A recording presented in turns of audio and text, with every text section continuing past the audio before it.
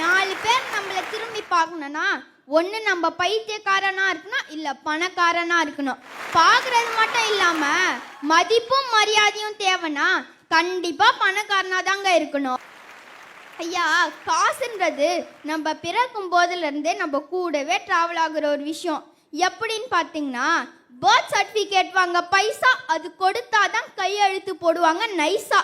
குழந்தை 3 kg கூட ஆகாது, அதை ப்ரீ கேஜி சேர்த்துருவாங்க, அதுக்கும் காசு.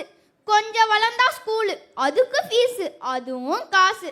ஸ்கூல் முடிஞ்சா காலேஜ், காலேஜுக்கு அப்புறம் மேரேஜ். காசு இருந்தா தான் உனக்கு ப்ரிஸ்டேஜ், அது இல்லைன்னா நீ வேஸ்டேஜ். கடைசியில உயிர் போகும் போதும் காசு, நம்ம உடம்பு வேகும் போதும் காசு. எல்லாரும் சொல்றாங்க சாகும் போது மட்டும் என்ன காசு எடுத்துட்டா போக போறீங்கன்னு. காசு இல்லைன்னா நம்ம சாவு கூட யாரும் எடுத்துன்னு போக மாட்டாங்க ஐயா. மொத்தத்தில் பணம் 10 செய்யும், அது இல்லைன்னா நம்ம சொந்த பந்தம் கூட நம்மள வச்சு செய்யும். இன்னும் சிம்பிளாக சொல்லணும்னா, நம்ம எங்கே சாப்பிடணும்னு கூட முடிவு பண்ணுறது காசு தாங்க.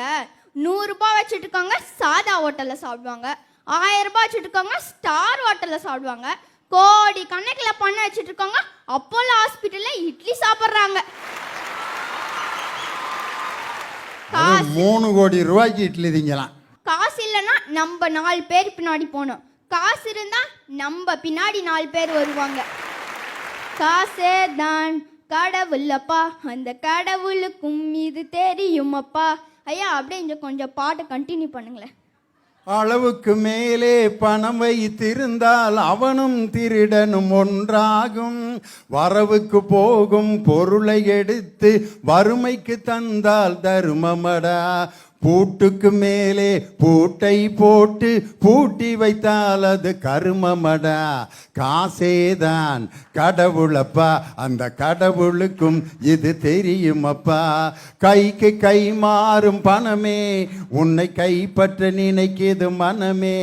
நீ தேடும் போது வருவதுண்டோ, விட்டு போகும் போது சொல்வதுண்டோ. ஐயா, வாழ்க்கைனாலும் சரி வாட்ஸ்அப்னாலும் சரி எல்லாரும் பார்க்கறது நம்ம ஸ்டேட்டஸை தான். பணம் இல்லாத வாழ்க்கை முட்கள் இல்லாத கடிகாரம் போல், அது நின்றாலும் பயனில்லை ஓடினாலும் பயனில்லை. இங்க உட்கார்ந்து இருக்கும் அப்பாக்களிடம் கேட்டு பாருங்க, உங்க பிள்ளைகளுக்கு நல்ல எதிர்காலத்தை உருவாக்கி கொடுக்க தேவைப்படும் பணம் வரமா சாபமானு. ஒருவேளை உணவுக்காக கஷ்டப்படும் ஏழைகளிடம் கேட்டு பாருங்க, உங்க வறுமையை போக்க தேவைப்படும் பணம் வரமா சாபமானு.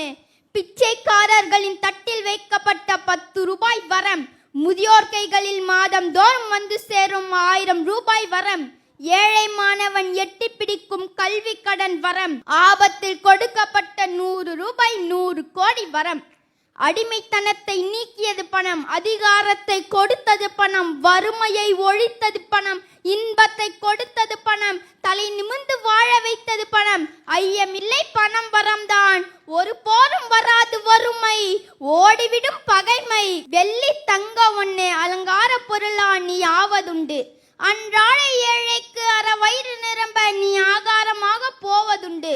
உன்னை கட்டுக்கட்டா வச்சிருந்தா அவன் கஷ்டமின்றி வாழறான், உன்னை கை நழுவ விட்ட வந்தினோ கஷ்டப்பட்டே சாவறான். உயிரே இல்லாத நீதான் இப்போ உயிர் வாழ தேவையா இருக்க. உன்னை எண்ணி எண்ணியே எங்க கணக்கு தொடங்குது, உன்னை தேடி தேடியே எங்க மனுஷ வாழ்க்கை முடியுது.